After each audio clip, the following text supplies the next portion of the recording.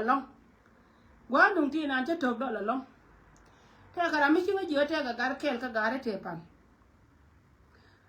gar kel mo gar kel mi wan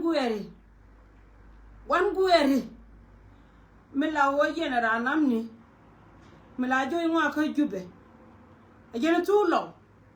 gar kel mo che wat kari kamen na lo de je long wo biti te ka bi ka twa ko cha wo to cha me les ka cha wo mi na ji jiran berar ka ji ala mi na ran berar to de te roi me la na ne chiang chi jo la ji ran wo mun le ni ji ka diet le ni ji mun ka no wo cha ji dap lan ka ji kan chi ngai ngani du che mun de me len ka chi ngai ngani du che diet de me len te la de lon ko ji chini dia lo ko no kwa ga lo ko le ja ko bi ko to de liu ke ka min na ka chi ka na ran na ka mun ko mun nan te ya da sin wal mai ka mot ka ti de na chiena kan te ya la ka tin wal mai ka mot ti de na de ga chiena kan ka ti je ta chik mata ji da ka gat chwana cho gat ko ri da ka ta nan yo chalan mon lol chaman da ba mi shi guda chwana ka na mi je chwa wa da chwa jat chalan mon lol rew ti ka te bay ti je ne te kon lat ka gan man cha da ba man ti ka man te kon lat ka je wal mai mi te ka gan mi ci ro da be fi today chaman ka cha ka kwa list chaman ne cha ka kwa list chaman da man ne cha ka kwa list ka be be liu today mara ma tela nga America je changa ran mara de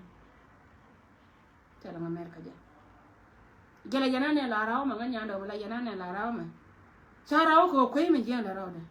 la rawo ko ngai je go wo mun charan che jelen mun che jelen jiran ala mun cha ida tin mundu mun jiran che jelen lenya ni ji chila de lon ko jente kanai de che che kenje pai ne ni janande wuda bakel yilu kanga janande wuda bakel to na liang jande wuda bakel tiriu den dial ke general le janande wi bakel de cha na pan ka choi do lo gwa gor ka gad gwa na kentin tre den kanai dan na ali adian lo chanke shit kon cha ka bre bel ka social media na ali adun ko yela yana roje ba ka yana jo yen gad guru kon titiene tina sana tele mi yarum ka kai ko ka ni ye wurjan ka kwanna ki ma yoba ko yan tele ya sala de tele yo ko ka ni ye ka kwan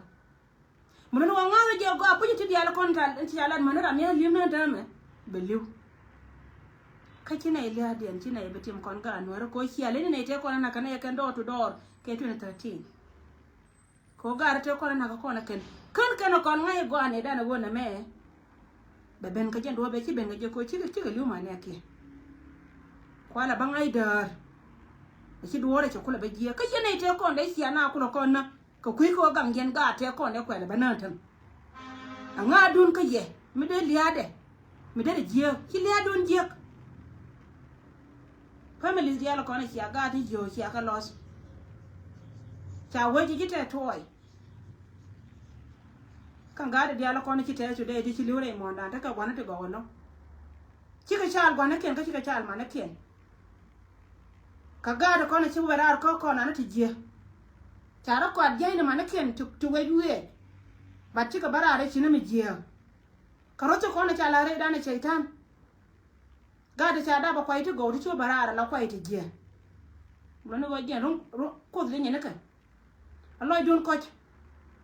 Misia ne right now cause social media ki wo che be ko kon ko yong du gwa wo te kel ji gyo du gwa wo te kel ji cham je du gwa wo te kel ji won du gwa wo te kel ji ko re be ji ke number bat kan wan kon ko gyo kon ka yang kon to lo dien tom kon na ka kon ken ko me sa ka pol ka ko na dare je liya menen yen dial tera ne la lar yelo an go je ne tele misia ne bud gar ta mana ka kan siang chen kiran te goje ka motot na ngani ka wat ko gwana na gwa me jel jika rodien ka jen gwa business ka gar kon ba wana te ko wote irana yu cha chon mi cha lo cha palaken ko cha ka chor ka liya ron ka go ken ka yo so ngon ko sel bure ne liya dien plati shaga yelo yelarna ke dutino go ken bana ka gar ko ngan nyanda parliament me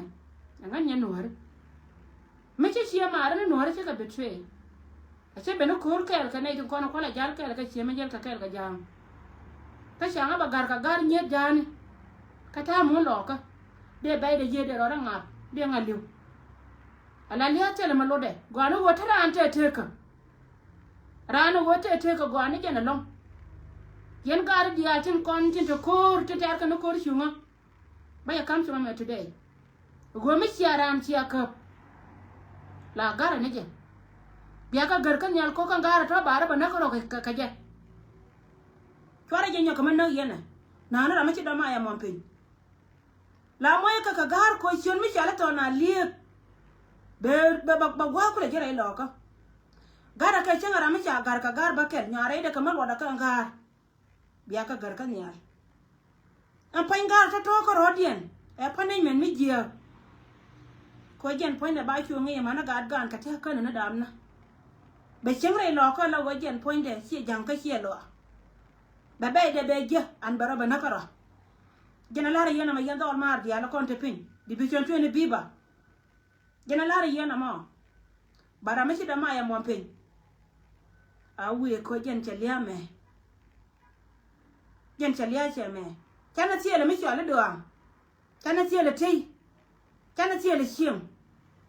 ga dia la kono jena teme tela gan nyan me de jien la wode de jien ka yoy ibe ka war ka ta da na la te doran kamal teleje jenna ka mai joni nyet ko ba nyer bare ba ga lo ko barta kan mai to tan lo kan jota to ka liu dum do wara mi sia kap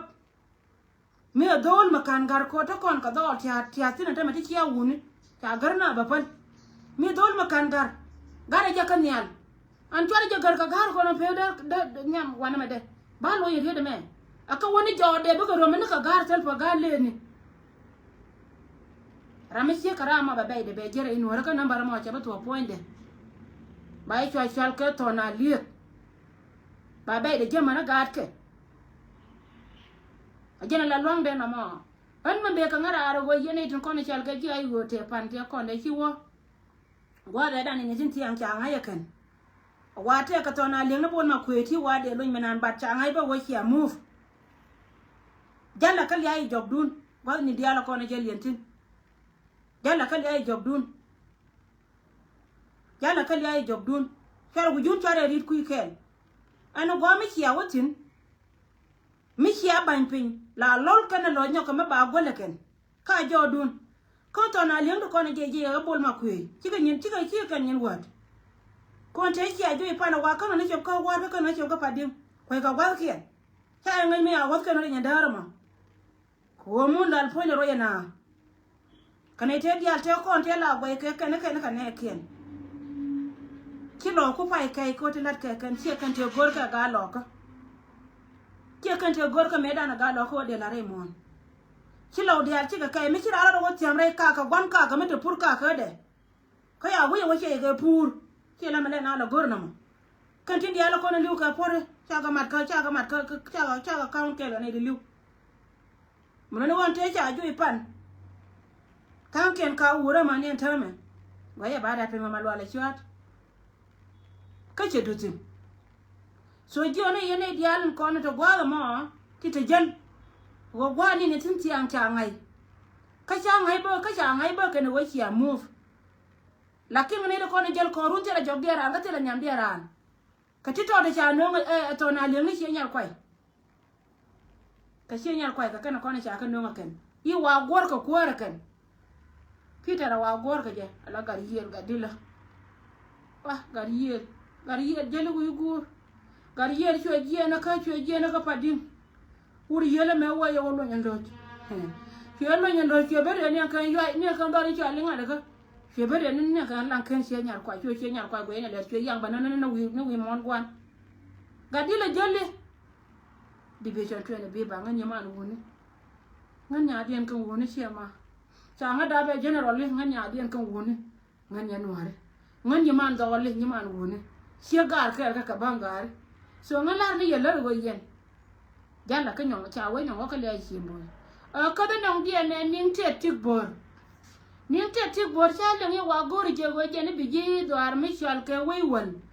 ikana dar mi chal ke yidit ibika attack gilar na matai dor kwe gar kwe ka chi je chenge go ngan chara binyo rai ka ji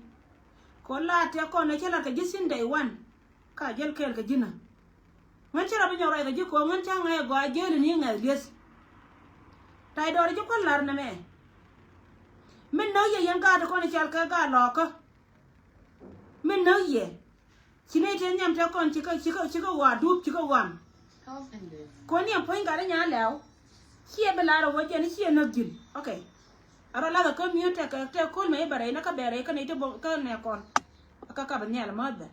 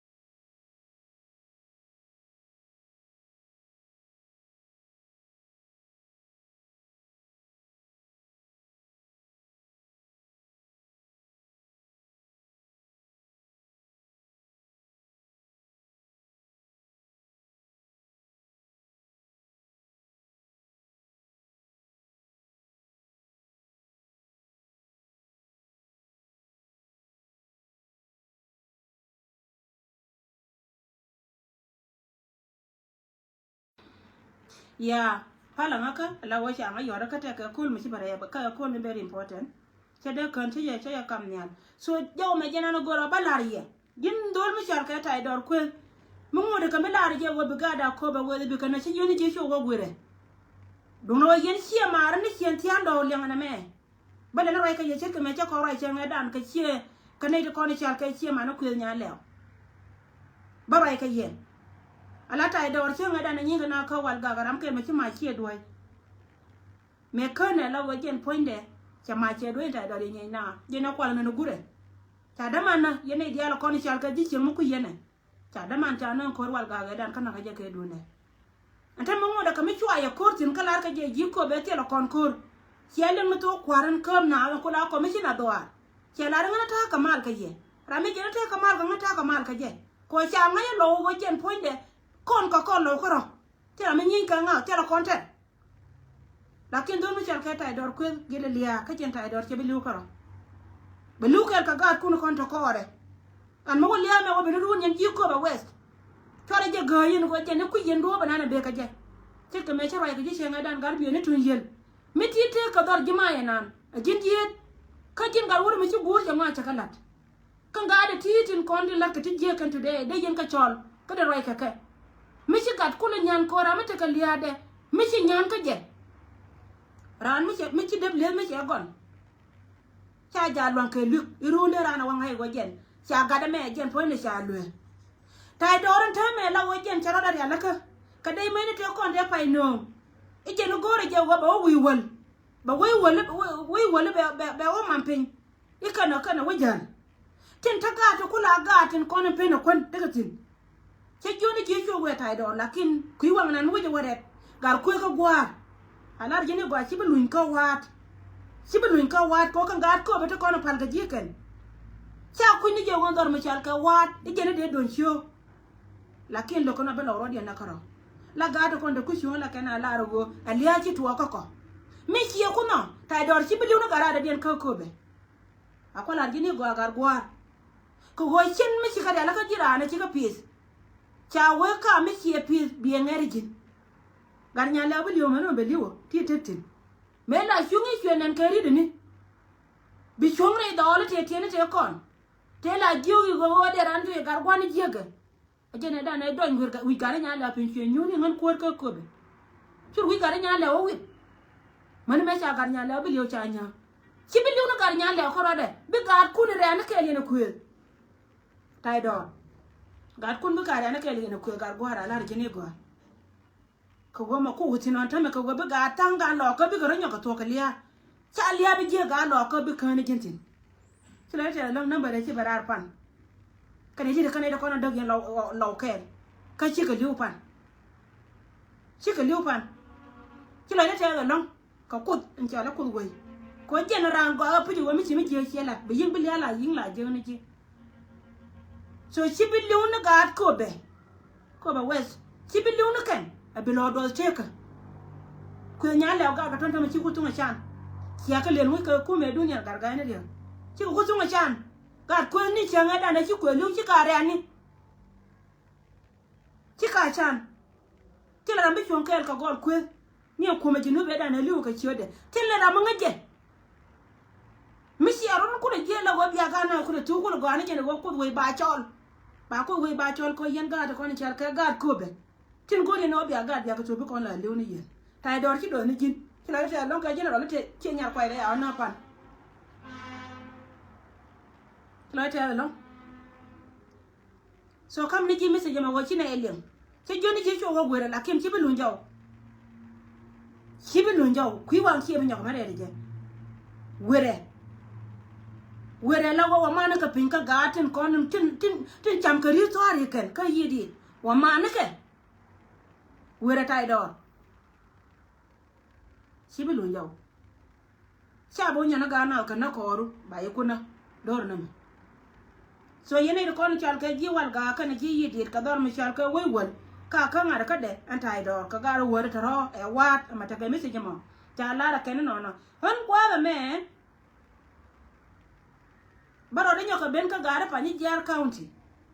ji pa ni jar county cha we ma ka la te ka plan mi nyawa lende ko jen cha nga ya ken wo jen chia kai dor ka te yen tu chin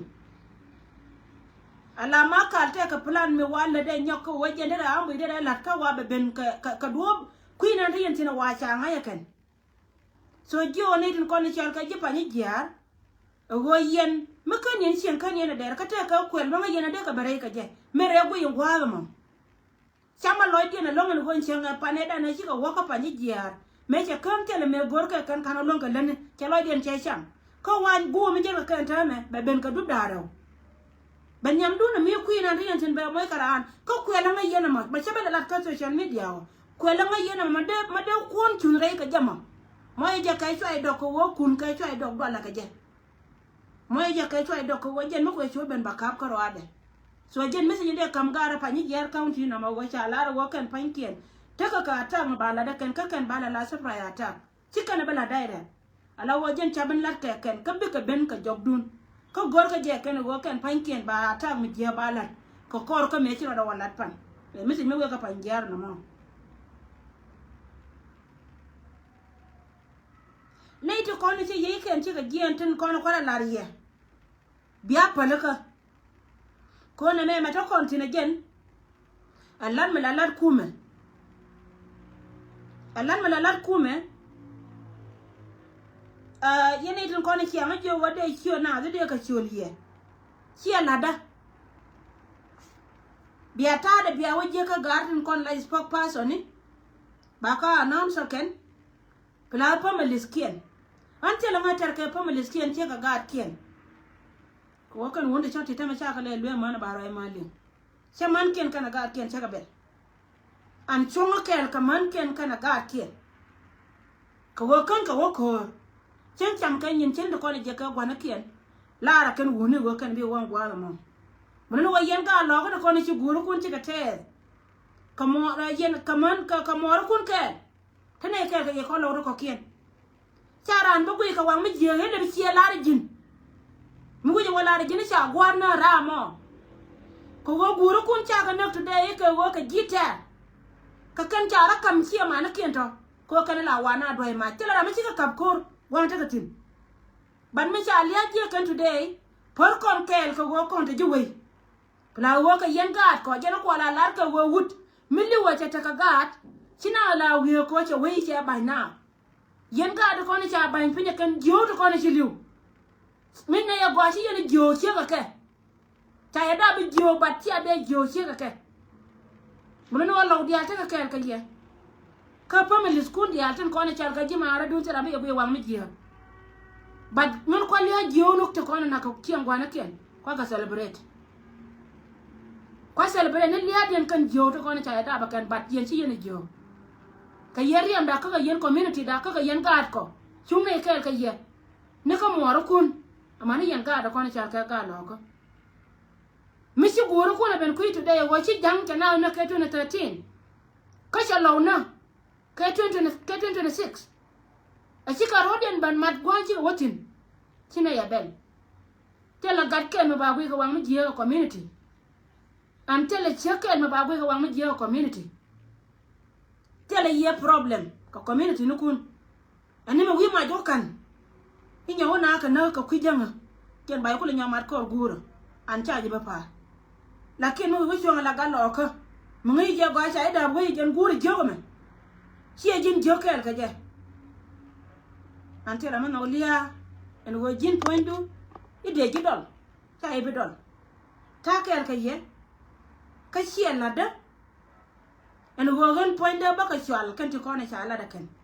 ta ka bi chwal so jera nan ko rana ma go balariye ye ne dialon ko ni to gwa ma tin chi anga kamre ku zen wo de short ken de ka chwal ka ngan short ken ba ta ka bi chwal bi ku me dan ba ko release jen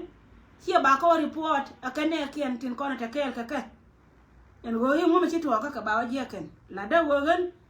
la ra no ko nyal ta lo ko chi ku we lo ko chi chon kel ka lo tin wa yang ka ga ken ja la da ma la da na mo last information na no go ro ba la kon ne dia la ko ni chal ka ji shunga wa ne dia la ko ta kon tin en kor mi che to wa cherom la te ka di la ka ro dien so ko ku ka mi che ka wono tana ka ji bo ni to gol ka luok da na ken so mi jiram kel ka kane tin dia la ko ni chal ka ji shunga ko ta me che me la ka ta mi jiram kel ka ne ko ni chal ka ji shunga mi liu kel ka nuari wa ne dia la ko ni titin bro do la ra ka ro adu wo ngaram kel ka ne ko ni chal ka ji shunga ki la dan che ben ko ban gu jan ban e lo ga ko ndin ko na ganga do ra ken ka kama ko ra re duere kama ko ra re ka mi ya ko la tin sori a ji duere tin na ko na ken hey shol yene din dia la ko ni chal ka la lar ka lar barar ko jo ye go community dan to kon ka ne din ko na ta ka bot ka ji bon to gor ka je ken go kan pan ken bana ka moy ka wal ka bana ka moy ka mi cham ken ken so la dan na mo ko ni tin nan dia tin chiran bo ko pro line bana la ke mu ko chi wote ka mu wo lo do ber gwa na titin ta na post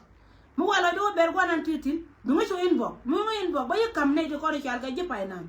la da announcement ko la na ba bungan ba ka ba announce ka ba ben kam tin dia ko la ka rodien si ngaran pa nan je pa nan ka tin ko la kel ka ne kon